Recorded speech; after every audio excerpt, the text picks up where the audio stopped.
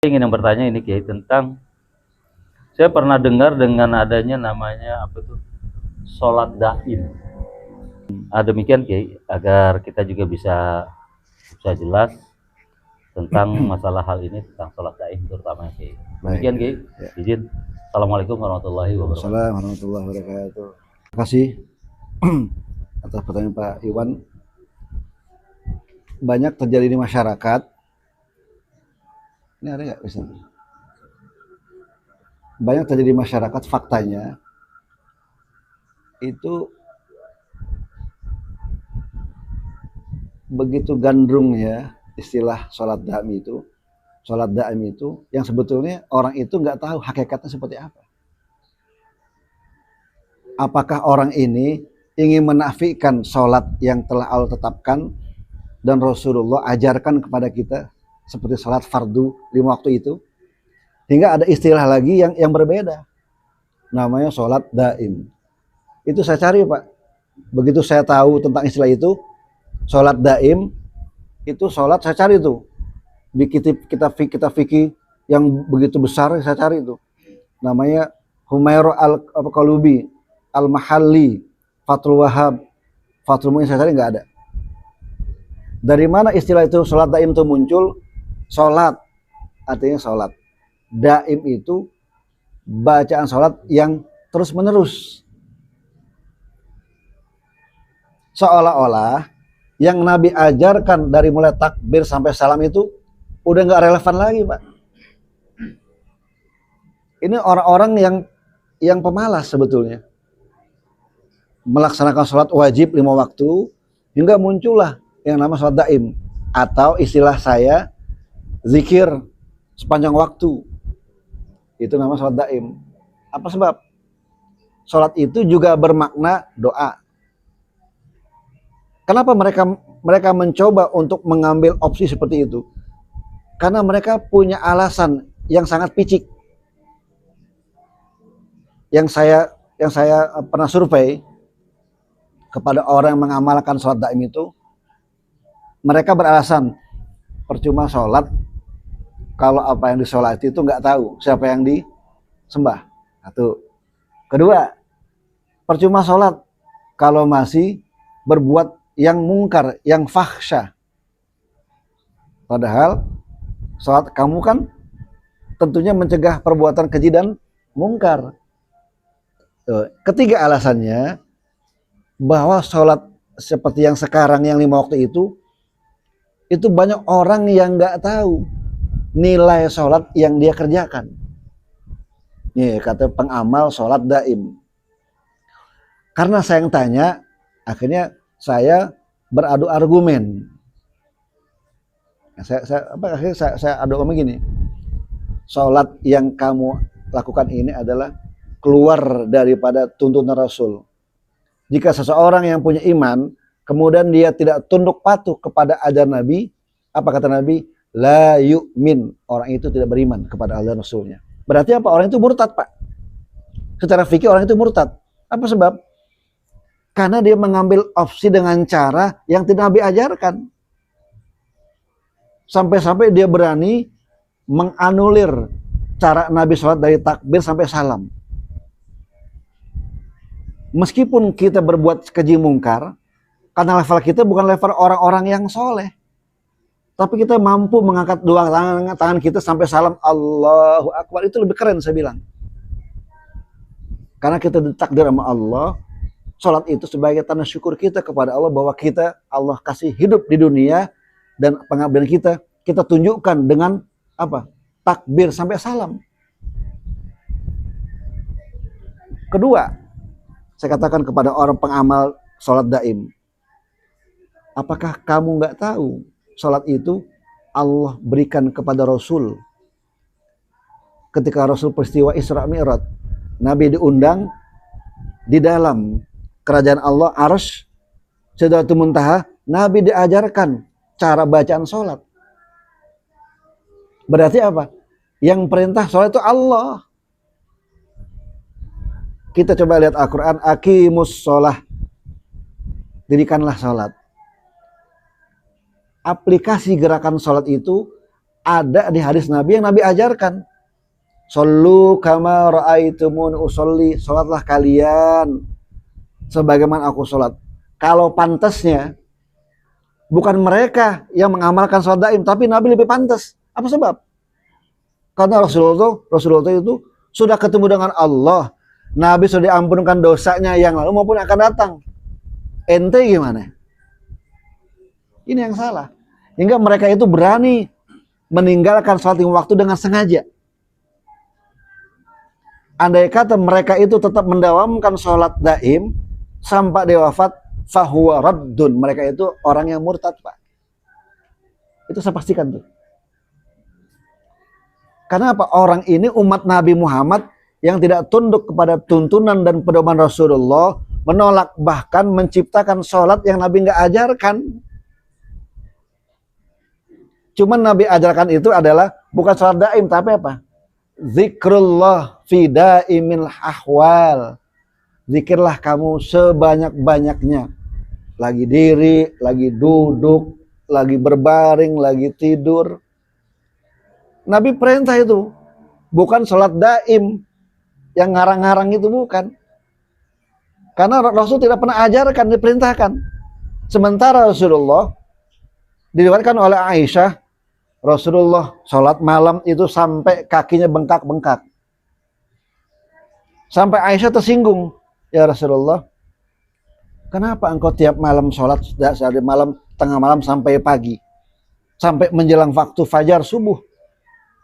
Padahal engkau adalah seorang Nabi yang Allah ampuni dosa yang akan datang dan yang lalu. Kenapa enggak santai-santai aja? Tuh kata istrinya. Apa jawab Nabi? Afala an akuna abadan syakur. Aisyah, aku ini bolehlah pantas menjadi hamba Allah yang bersyukur. Nabi aja Pak dapat jaminan garansi dosanya diampuni Allah yang akan datang, surga jelas, dosa bersih. Tapi Nabi masih kaki bengkak untuk melaksanakan sholat. Kita melaksanakan sholat daim, surga nggak jelas, neraka mungkin, dosa banyak, tapi kita buat perilaku yang di luar Nabi. Apa kata Nabi? La yu'min. Orang itu tidak beriman kepada Allah dan Rasulnya. Fahuwa raddun. Mereka itu adalah orang murtad sebetulnya.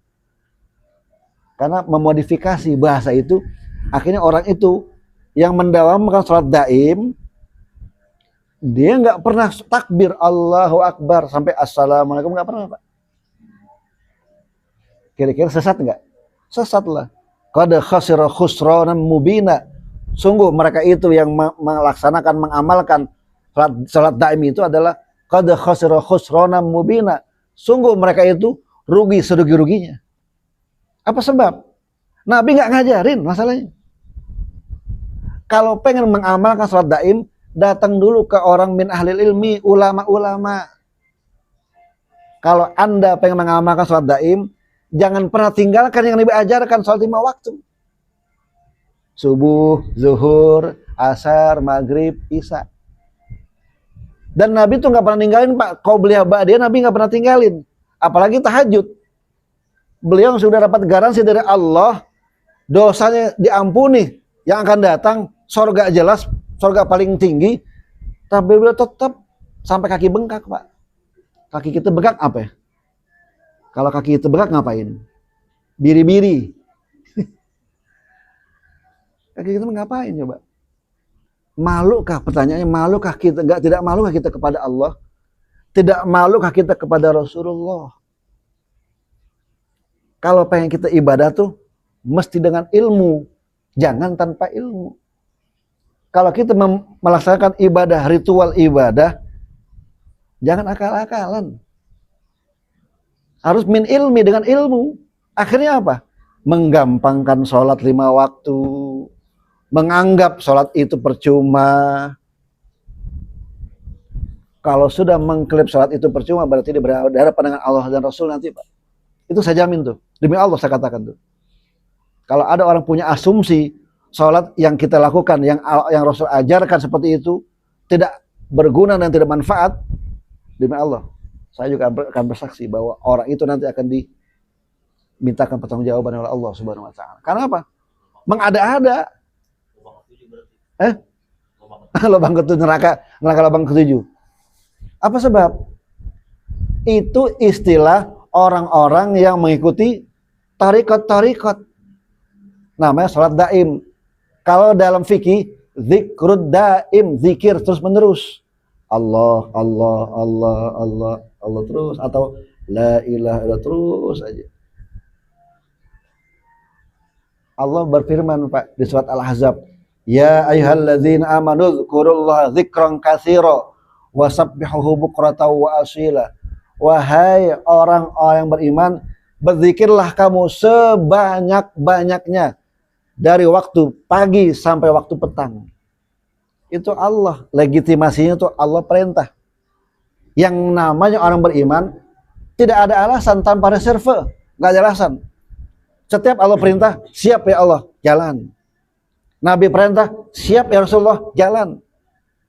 Nabi baru Pak mau memberikan syafaat kepada kita. Tapi kalau kita mencoba mengambil sebuah gerakan yang bukan dari Nabi, hati-hati Pak. Muncul di kalangan masyarakat sholat daim. Ya. Itu sebetulnya zikir. Zikir daim, bukan sholat daim.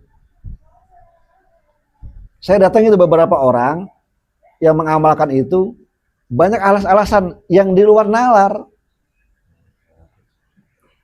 Mungkin saking kreatifnya kali ya. Di luar nalar. Kalau orang sudah meyakini sholat daim tanpa ilmu, berarti dia apa? Rivalitas Rasulullah SAW. Na'udzubillah min zalik. Hati-hati Pak. Kalau bahasa fikihnya, orang itu menjadi musyarri'. Apa musyarri'? Orang yang pembuat syariat baru, aturan baru, undang-undang baru, bahaya. Iman kita lepas. Berarti apa tuh? Murtad. Nggak ada lagi. Kudu taubatan nasuha, datang ke guru yang min ahli ilmi, biar dibantu tuh proses taubatan nasuhanya. Karena berbahaya. Lebih baik kita iman nggak lepas, umpama seburuk-buruk manusia itu selama hidupnya dia nggak melaksanakan sholat, itu masih bagus Pak, karena tidak membuat musyarri atau rivalitas Rasulullah. Itu yang bahaya. Maka saya ingatkan pada jamaah sekalian, malam hari ini setiap mengamalkan satu amalan atau suatu ritual dalam wilayah spiritual, tolong sebelum melaksanakan tanya sama ulama yang ahli ilmu. Jangan punya asumsi sendiri, nanti salah kaprah. Banyak terjadi di masyarakat begitu.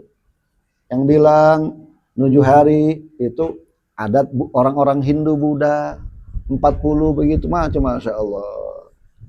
Kalau kita tahu kitabnya, di kitab Al-Bayan fi Tahdzimil Alam, itu kita udah tahu Pak. Tapi masyarakat bilang, wah itu tahlil 7 3 hari itu adat agama lain tuh. Itu saking apa? Saking kita nggak mau belajar, nggak mau menuntut ilmu, akhirnya mudah terprovokasi. Ajaran-ajaran yang tidak ada tuntunan Rasulullah berbahaya. Dan kita bisa tergelincir seperti itu Pak. Sampai kapan? Kalau kita nggak sadar diri, nggak malu kepada Allah, kita nggak akan berubah terus begitu. Seolah-olah sholat daim itu lebih afdol, lebih baik dibanding sholat 5 waktu. Na'udzubillah min dzalik. Gitu Pak Iwan. Jadi pesan saya, tetaplah dekati majelis ilmu dan tanya kepada guru-guru yang min ahli ilmu, bukan guru-guruan, sebab nanti akan persepsinya berbeda. Gitu. Supaya kita nggak tergelincir dengan ajaran-ajaran di luar dari konteks tuntunan Rasulullah SAW. Wallahu a'lam bishawab.